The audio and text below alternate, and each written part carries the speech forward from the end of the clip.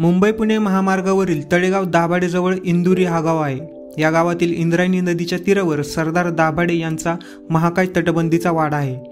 हा वाडा सेनापती खंडेराव दाभाडे, त्र्यंबकराव दाभाडे व उमाबाई दाभाडे यांच्या पराक्रमाची साक्ष देतो।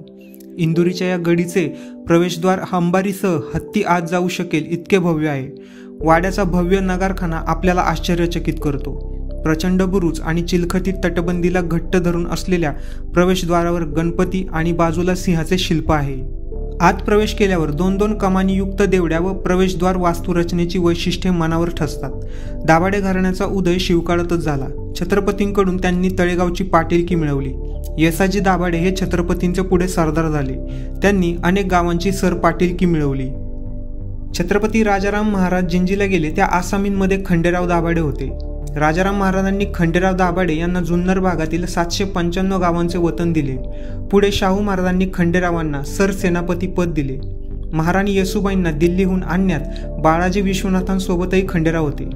वार्धक्यामुळे त्यांचा पुत्र त्र्यंबकराव सरसेना खासकेल म्हणून सेवेत आला। बाजीरावांसोबत त्र्यंबकराव मोहिमेत सहभागी होते।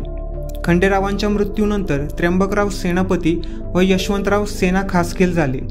डभईच्या लढाईत त्र्यंबकराव दाभाडे कामी आले। सेनापती पदाची वस्त्रे पुढे यशवंतराव दाभाडेंना देण्यात आली। तेव्हा स्वतः शाहू महाराज इंदुरीस आले होते। त्र्यंबकराव दाभाडे यांचा मृत्यू झाल्यानंतर गुजरातच्या मोकाशावरून पेशवे दाभाडे वाद पुन्हा सुरू झाला। दाभाडे घराण्याच्या बखरीत उमाबाई दाभाडे यांच्या राजकारण पटुत्वाची व समरभूमीवरील पराक्रमाची रोमहर्षक हकीकत वाचायला मिळते। उमाबाई स्वतः स्वार होऊन अहमदाबादवर चालून गेल्या।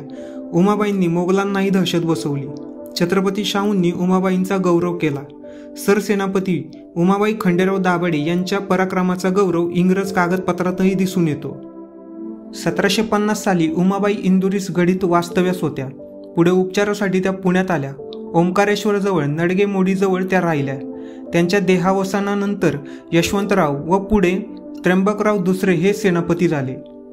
वाड्यात फक्त एकमेव वास्तू कडजाई देवीचे मंदिर आहे। दाभाडे यांची ही कुलदेवता असून या मंदिराचा जीर्णोद्धार केला आहे। कडजाई देवीच्या मंदिराजवळच बापूजी बुवा मंदिर आहे।